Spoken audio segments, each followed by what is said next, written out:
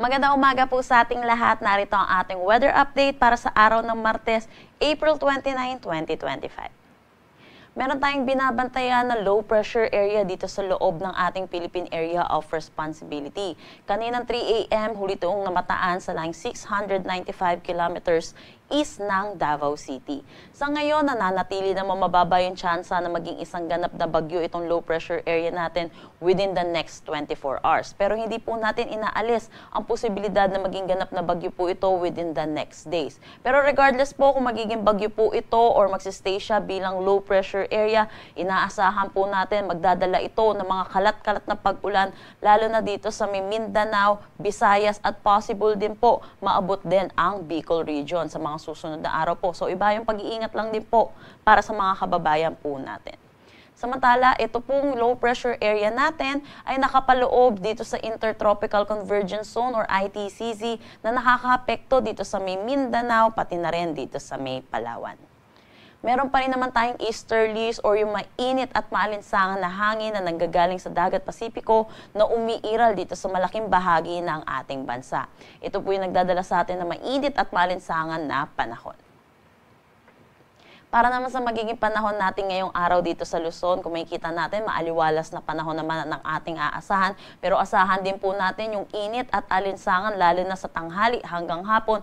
Kung may mga pag-ulan po ay panandalian lamang ito lalo na sa hapon at sa gabi, dulot ito ng mga localized thunderstorm. Ugaliin po natin i-check ang social media pages ng Pag-asa para sa mga nilalabas na thunderstorm advisory. Agwat ng temperatura for Metro Manila, 24 to 34 degrees Celsius, Lawag 25 to 33 degrees Celsius. For Tagigaraw, asahan natin ng 25 to 37 degrees Celsius, Baguio 17 to 26 degrees Celsius. For Tagaytay, 22 to 32 degrees Celsius, at Legazpi 25 to 32 degrees Celsius.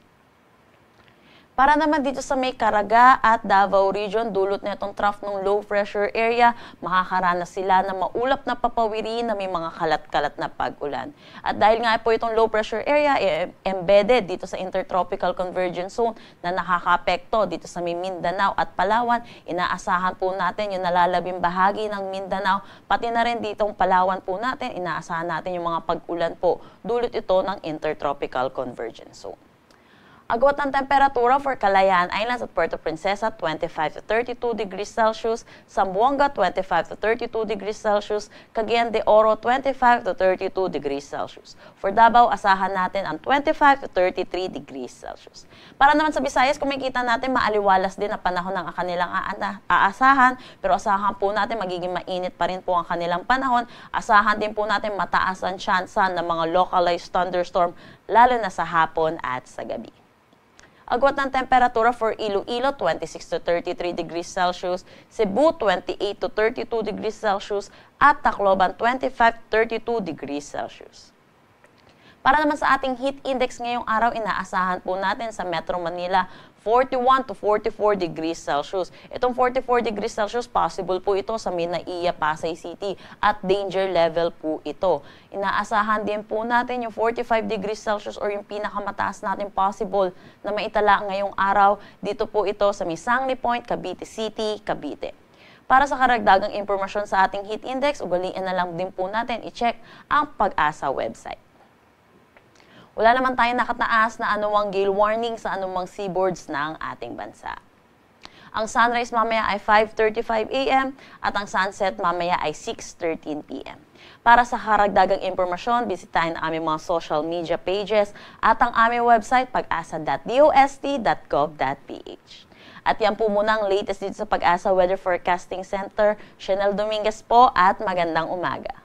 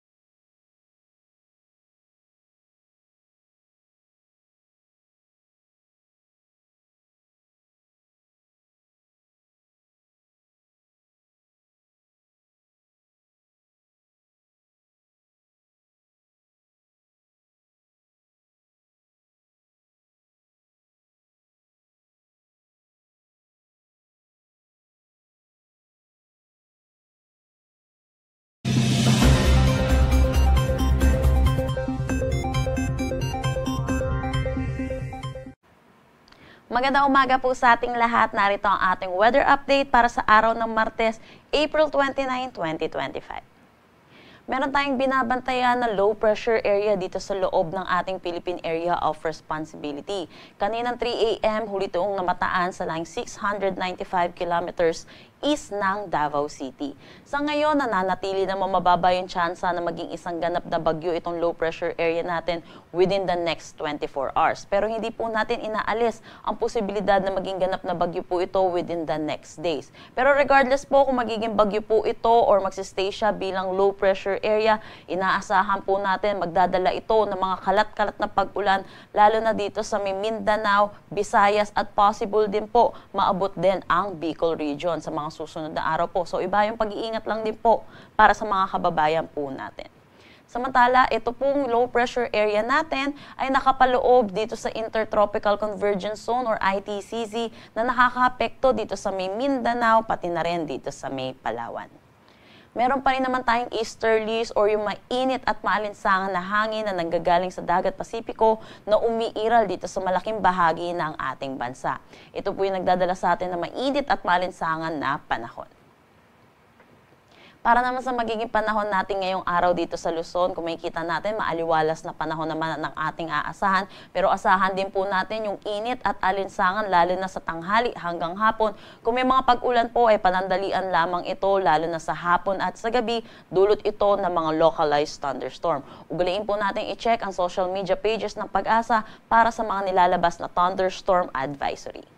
Agwat ng temperatura for Metro Manila, 24 to 34 degrees Celsius, Lawag 25 to 33 degrees Celsius. For Tagigaraw, asahan natin ng 25 to 37 degrees Celsius, Baguio 17 to 26 degrees Celsius. For Tagaytay, 22 to 32 degrees Celsius, at Legazpi 25 to 32 degrees Celsius.